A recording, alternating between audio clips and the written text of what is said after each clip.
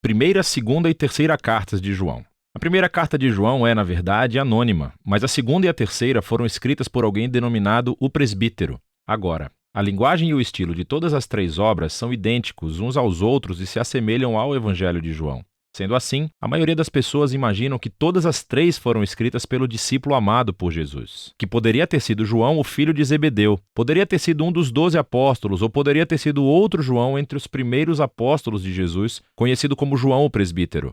Seja qual tenha sido o João, ele está em idade avançada e supervisiona uma rede de comunidades de igrejas nos lares que possivelmente se encontram ao redor da antiga cidade de Éfeso. A partir das pistas contidas no Evangelho e nessas cartas, parece que essas comunidades eram constituídas principalmente por judeus seguidores de Jesus e que, recentemente, eles tinham passado por uma crise, o que motivou João a escrever essas cartas. Ele menciona que o grupo de pessoas tinha se separado dessas igrejas. Essas pessoas já não reconheciam Jesus como o Messias de Israel ou como o Filho de Deus, e eles estavam instigando hostilidade entre aqueles que permaneceram fiéis às igrejas. Na verdade, esse conflito é abordado na segunda e na terceira carta de João. A segunda carta de João é um aviso para uma igreja no lar específica.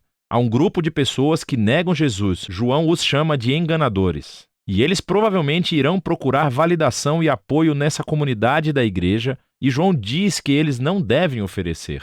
A terceira carta de João é, na verdade, escrita a um membro de uma dessas igrejas em Casas, um homem chamado Gaio.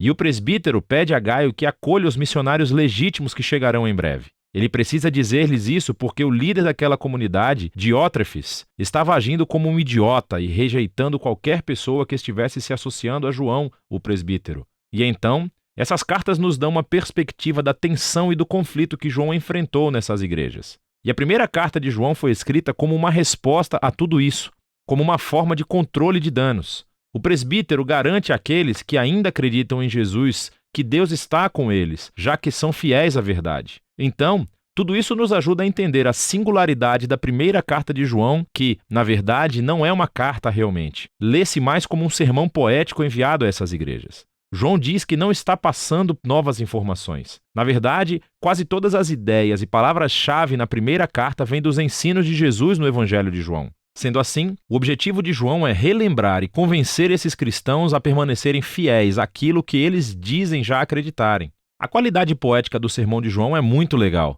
Ele não desenvolve suas ideias de uma maneira linear ou lógica. Em vez disso, ele usa uma técnica muito conhecida da antiga retórica chamada amplificação. João tem apenas algumas ideias essenciais sobre a vida, o amor e a verdade que ele deseja transmitir. E ele vai enfatizar essas ideias repetidamente, apresentando em cada momento um ângulo ou foco diferente. Ele usa muitas hipérboles. Ele usa contrastes bem evidentes como imagens simples sobre luz e trevas, amor e ódio, bem e mal. Mas não se engane com a simplicidade da primeira carta de João. Esse trabalho é muito profundo. A primeira carta de João conta com uma introdução e uma conclusão claras. E os ciclos que fluem do sermão, entre a introdução e a conclusão, não seguem qualquer tipo de esquema literário rígido. Parece haver duas grandes seções, cada uma marcada pela frase introdutória. Esta é a mensagem. E então, cada uma é seguida por uma repetição de imagens sobre como Deus, em primeiro lugar, é luz, e em seguida sobre como Deus é amor. E todas as ideias nessas duas partes fluem e voltam para essas duas ideias centrais. Sendo assim, a introdução é muito semelhante ao prólogo do Evangelho de João. Há reflexos do capítulo 1 de Gênesis e do capítulo 8 de Provérbios. João fala sobre a palavra da vida que estava com Deus no início. Para João, a palavra Deus se refere ao Pai e ao Filho que vieram trazer vida ao mundo. E aqueles que viram, ouviram e tocaram o Filho são chamados de nós. João se refere a ele próprio e aos apóstolos que foram testemunhas oculares de Jesus. E agora nós temos uma mensagem para vocês, a próxima geração de seguidores de Jesus. Então, quando os apóstolos compartilharam a palavra da vida com outras pessoas, essas pessoas também foram trazidas para a comunhão com o Pai e o Filho através dos apóstolos. A palavra comunhão aqui vem do grego, koinonia, e significa uma participação ou partilha. Quando as pessoas ouviram a mensagem de Jesus através dos apóstolos, aquela mensagem trouxe-os para um relacionamento real com Jesus e uma participação verdadeira na vida e no amor de Deus. E em seguida, isso flui direto para a primeira seção principal. Essa é a mensagem. Deus é luz. E esta é a mensagem dos apóstolos, que o Deus revelado em Jesus é luz. Sendo assim, se as pessoas desejarem participar na vida do próprio Deus por meio de Jesus, elas precisam continuar caminhando na luz. É uma imagem formidável, mas o que significa?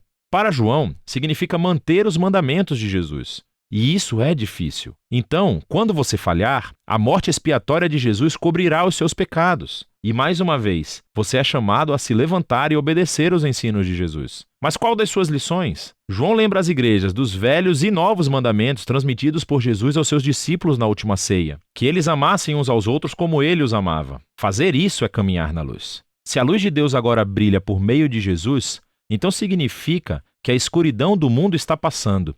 O que também significa que, neste momento, os filhos de Deus venceram o pecado, o mal e a morte que reina no mundo. E isso levou João a desafiar as igrejas: não ame o mundo, pois ele também está morrendo.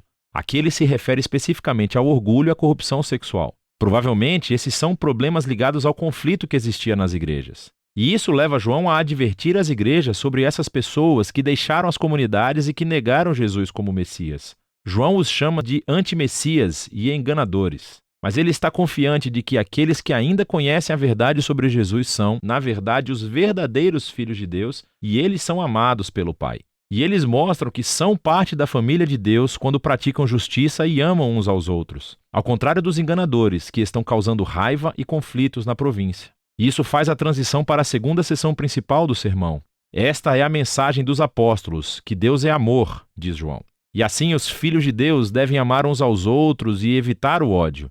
Não sejam como Caim do Gênesis, capítulo 4, diz João. O seu ódio o levou a assassinar o seu irmão. Mas para os cristãos, o amor é definido pela entrega de vida como um sacrifício pelo bem-estar dos outros. E foi isso que Jesus fez. E quando os filhos de Deus confiam no amor de Deus por eles, isso os muda. E então, João avisa-os mais uma vez a respeito dos enganadores. Dessa vez ele os chama de falsos profetas. Quando eles negam que Jesus é o Messias, eles afirmam que estão falando em nome de Deus. Mas João diz que eles devem testar os espíritos. Se alguém diz falar em nome de Deus, mas não focam em Jesus como o Filho crucificado de Deus, eles não estão falando em nome de Deus. Os verdadeiros filhos de Deus centralizam toda a sua vida no Jesus crucificado e ressuscitado, pois é aí onde vemos revelado o verdadeiro coração de Deus. Nós vemos na cruz que Deus é um ser de amor e entrega absoluta. E esse amor é o que motiva os seguidores de Jesus a amar uns aos outros da mesma forma. E quando as pessoas conhecem esse Deus de amor, isso as afasta do medo e da angústia para sempre. Isso é parte daquilo que João quer dizer quando ele menciona vitória sobre o mundo. Quando você entende que Deus te ama, que Ele é louco por você apesar das suas mais profundas falhas e defeitos, esse amor se torna algo que fundamenta toda a sua vida. Esse amor é o resultado da confiança em Jesus crucificado. Vem por meio da fé no testemunho de Deus a respeito de Jesus dado pelo Espírito e a fé na mensagem dos apóstolos sobre Jesus. E quando o amor de Deus toma posse de você, a vida eterna se revela. É uma vida permeada pela própria presença, vida e amor de Deus. E isso começa agora e continua pela eternidade. E isso conduz João ao auge da conclusão do seu sermão. Ele diz: nós sabemos que o Filho de Deus veio, podemos conhecer aquele que é verdadeiro e estamos naquele que é verdadeiro, em seu Filho Jesus, o Messias. Esse é o Deus verdadeiro e a vida eterna. Agora, caso você esteja confuso ao ouvir essa frase e esteja pensando: espera, quem é aquele que é verdadeiro? Quem é aquele que nos dá a vida verdadeira? É Jesus ou é Deus? E a resposta de João é, obviamente, sim. João não conhece nenhum Deus além de Jesus. E quando ele e os outros apóstolos encontraram Jesus, eles descobriram o Deus que nos ama tão profundamente, que optou por não existir sem seus filhos, apesar de nossas falhas. E esse Deus é tão magnífico, tão inesperado, que as palavras finais de João nos convidam a rejeitar os nossos ídolos, ou seja, resistir a qualquer tentação de recriar o magnífico Deus à nossa própria imagem. Conhecer Jesus é conhecer o Deus criador da vida e do amor centrado no próximo. Isso, diz João, é o único e verdadeiro Deus. E é disso que se tratam as cartas de João.